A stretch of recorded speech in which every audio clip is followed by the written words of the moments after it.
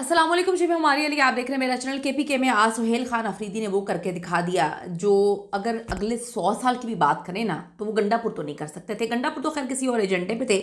27वीं आईनी तरमीम ने पाकिस्तान का हुलिया मुकम्मल तौर पर तबाह कर दिया है। ये तो आपको आगे चलकर पता चलेगा। इस वक्त तो हर चीज़ इनकी अपनी मर्जी से हो रही है, लेकिन जो इस वक्त आवाज़ें बुलंद हो रही हैं वो ये हैं कि 27वीं आईनी तरमीम ने पाकिस्तान का हुलिया बिल्कुल चेंज कर दिया है। आज नवाज शरीफ साहब इंतहाई दुखी, बहुत ही दुखी, तकलीफ और अजियत में उनका चेहरा नजर आ रहा था। ऐसा लग रहा था कि ज़बरदस्ती उनको घसीट के भेजा गया। वो नहीं आना चाह रहे थे, सिर्फ वोट देने आए थे। वो खुश भी नहीं लग रहे थे। लोगों को उम्मीद थी कि आज वो बिलावल की तरह बड़े धड़ल्ले से बड़ी ज़बरदस्त स्पीच करेंगे, लेकिन उन्होंने कुछ भी नहीं किया। वो बस आए और उनकी तबीयत ख़राब लग रही थी, उन्होंने वोट दिया और वो चले गए। सुप्रीम कोर्ट का खुद नोटिस लेने का इख्तियार ख़त्म हो चुका है और यही ये लोग चाहते थे कि खुद नोटिस ना लिया जाए। हर चीज़ उन्होंने 26वीं आईनी तरमीम के बाद मुकम्मल तौर पर हर चीज़ इनके हाथ में आ गई थी। अब 27वीं आईनी तरमीम ने तो मुकम्मल तौर पे हर चीज़ ख़त्म कर दी है। लोग तो ये तक बोल रहे हैं कि अदालतें ही ख़त्म कर दें, अदालतें रखने की क्या ज़रूरत है। आज की वीडियो में बहुत सारी बातें करेंगे। रिक्वेस्ट है चैनल को सब्सक्राइब करें, वीडियो को आखिर तक ज़रूर मुलाहिजा करेगा। किसी भी सियासी जमात को कलअदम करार देने के लिए सुप्रीम कोर्ट की बजाय आईनी अदालत को जो है रेफर कर दिया जाएगा। सुप्रीम कोर्ट का खुद नोटिस लेने का इख्तियार तो मुकम्मल तौर पर ख़त्म कर दिया गया है।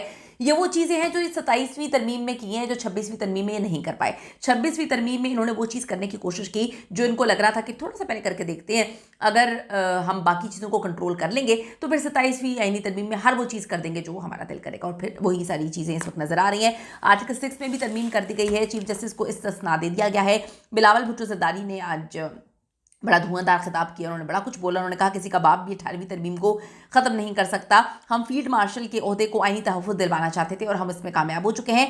वो कहते हैं कि 26वीं आईनी तरमीम में भी हमने बहुत सारी चीज़ों को सपोर्ट किया। 27वीं आईनी तरमीम में हर चीज़ का सपोर्ट अब हमारे साथ है। हम हर चीज़ को सपोर्ट करते हुए नज़र आ रहे हैं।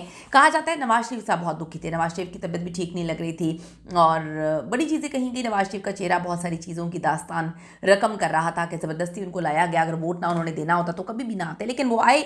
उनका चेहरा बहुत सारी कहानियां बता रहा था। बिलावल का कहना है कि आईनी अदालतें बनाने जा रहे हैं और आइन में कमी थी जिसको अब पाकिस्तान पीपल्स पार्टी ने मुकम्मल तौर पे पूरा कर दिया। पहले 26वीं आईनी तरमीम भी हमने करवाई थी और अब हम 27वीं के साथ भी खड़े हुए हैं।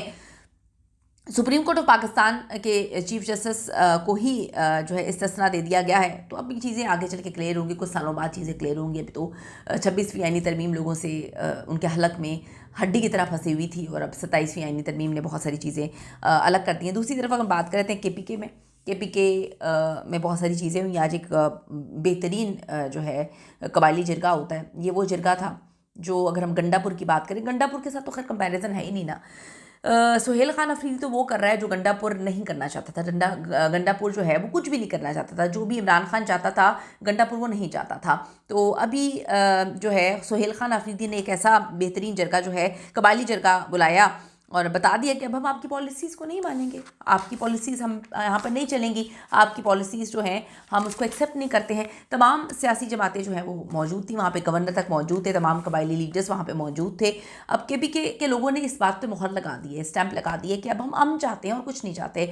हम नहीं मानते ये जो सब कुछ हो रहा है, हमें किसी भी चीज़ में शामिल नहीं किया जा रहा, हम इसको एक्सेप्ट नहीं करते। हम अब अमन चाहते हैं और अमन के लिए हम किसी भी हद तक जाएंगे। ये तो आने वाला वक्त ही बताएगा ये कौन किस हद तक जाएगा, लेकिन यहाँ पर बहुत सारी चीज़ें अलग हो चुकी हैं। इस वक्त पाकिस्तान की सिचुएशन ये है कि पाकिस्तान को बाहर से भी जो है दहशतगर्दी का सामना है। पाकिस्तान के अंदर भी दहशतगर्दी इस वक्त की जा रही है। पाकिस्तान के साथ इंडिया भी पंगे लेने की इंडिया को आदत है। जब जाकर इनके घर में घुस के मारा जाता है तो फिर इनको सब कुछ भूल जाता है। ये फिल्मी डायलॉग ही है इनके कि घर में घुस के मारेंगे।